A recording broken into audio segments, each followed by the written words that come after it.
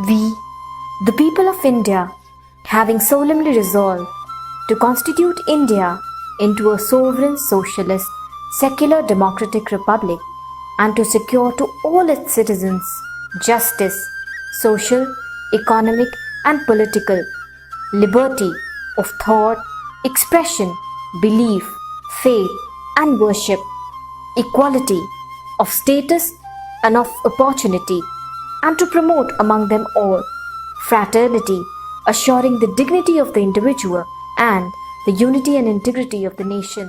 हम भारत के लोग भारत को एक संपूर्ण प्रभुत्व संपन्न समाजवादी पंथ निरपेक्ष लोकतंत्रात्मक गणराज्य बनाने के लिए तथा उसके समस्त नागरिकों को सामाजिक, आर्थिक और राजनीतिक न्याय, विचार, अभिव्यक्ति, विश्वास, धर्म और उपासना की स्वतंत्रता, प्रतिष्ठा और अवसर की समता प्राप्त करने के लिए तथा उन सब में व्यक्ति की गरिमा और राष्ट्र की एकता और अखंडता सुनिश्चित करने वाली बंधुता बढ़ाने के लिए दृढ़ संकल्प होकर अपनी इस संविधान सभा में आज तारीख 26 नवंबर 1949 के एतद द्वारा इस संविधान को अंगीकृत अधिनियम और आत्मार्पित करते हैं। यह हमारे संविधान की वह प्रस्तावना है जिसके प्रति देश का हर भारतीय जिम्मेदार एवं कर्तव्यनिष्ठ है।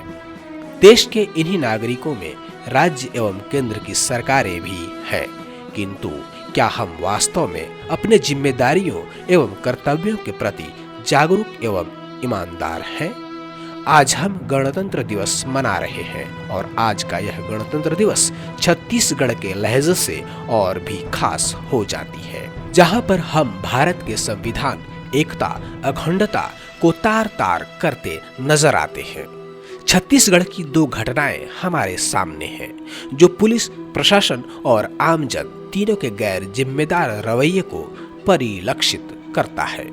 एक घटना 1 जनवरी को कुंदी कला में हुई जिसमें पुलिस सवाल के घेरे में है, जिसने कहीं न कहीं अपनी जिम्मेदारियों का सही ढंग से पालन नहीं किया और यदि उसने अपनी जिम्मेदारियों को समझा और उसके अनुरूप कार्य किया तो फिर 5 जनवरी को घटित घटना भी पुलिस और प्रशासन की इंटेलिजेंस पर सवाल खड़ा करता है कि कैसे एक स्थल पर सैकड़ों लोग एकत्र हो गए और उन्होंने ऐसा शपथ ले लिया जो हमारे संविधान के विरुद्ध है।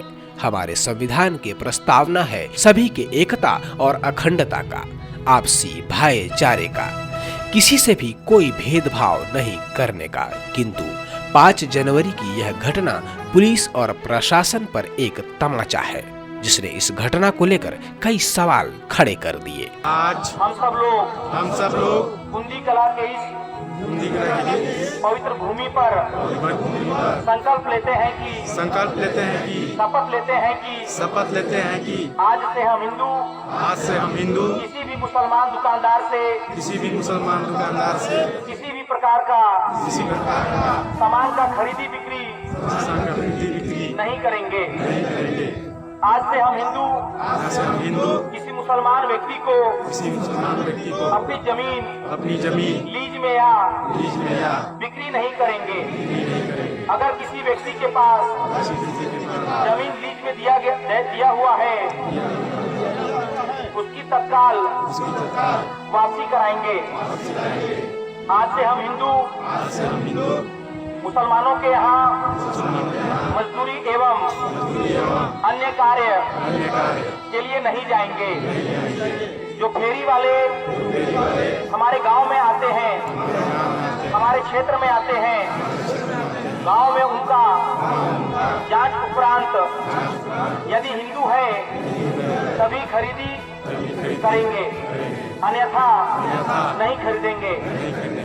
आज दिनांक 5/1/2022 को ग्राम कुंदी कला में आम सभा कर यह सर्वसम्मति से हम सभी यह निर्णय लेते हैं जिसका हम सभी जीवन पर्यंत पालन करेंगे। आखिर क्यों ऐसा हुआ, इसके जवाबदेही कौन लेगा? लुंड्रा की पुलिस, प्रशासन या फिर वह भीड़ जिसमें शायद कोई जिम्मेदार नागरिक था ही नहीं? शपथ लेने के लिए जो एकता दिखाई गई, यदि वही एकता पुलिस की कार्यप्रणाली के खिलाफ आती, वही एकता जिला प्रशासन के रवैये के विरुद्ध होती, तो शायद उस शपथ पर सवाल खड़ा नहीं होता। लेकिन शायद जिम्मेदारी किसी की नहीं जब वो जहां चाहे किसी भी धर्म एवं जाति के विरुद्ध शपथ ले सकता है। अब देखिए यह दूसरा वीडियो, यह है कोरबा की, इसे भी जरा सुनिए। जिला कोरबा छत्तीसगढ़ आज अग्नि को साक्षी मानकर यह संकल्प लेते हैं कि हम अपने भारत को एक हिंदू राष्ट्र बनाएंगे। हम अपने घरों से अपने मंदिरों से अपने पूजा स्थलों की हम यह भी संकल्प लेते हैं कि हम एक दूसरे मिलकर अपने हिंदू भाई को हर स्तर से व्यापारिक, सामाजिक, आर्थिक सहयोग प्रदान करेंगे।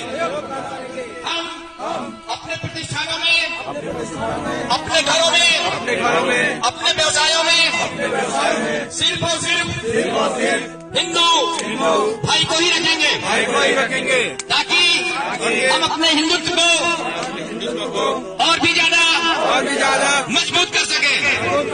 आज इसी संकल्प व शंखनाद से हम इसका अनुसरण करेंगे, इसका पालन करेंगे। जय जय श्री राम। जय श्री राम। हिंदू सुरक्षा सेना जिंदाबाद। जिंदाबाद जिंदाबाद।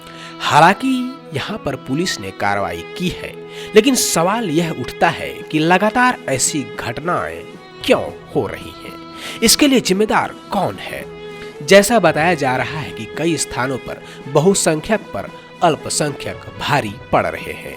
उनके द्वारा कई ऐसी घटित हुई घटनाएं हैं जिससे इस तरह की घटनाएं घटित हो रही हैं। ऐसा सवाल यह है कि जब कोई घटनाएं घटित हो रही हैं और पुलिस और प्रशासन भी है, तो फिर कार्रवाई क्यों नहीं होती? आज देश गणतंत्र दिवस मना रहा है। ऐसे में सवाल यही है कि यदि हर वर्ग चाहे, वह प्रशासन हो, शासन हो अथवा आम नागरिक, सभी यदि अपनी अपनी जिम्मेदारियों को समझ ले, तो फिर हमारा संविधान, उसकी प्रस्तावना शायद तार तार होने से बच जाए और हम और भी उत्साह के साथ गणतंत्र दिवस मनाएंगे।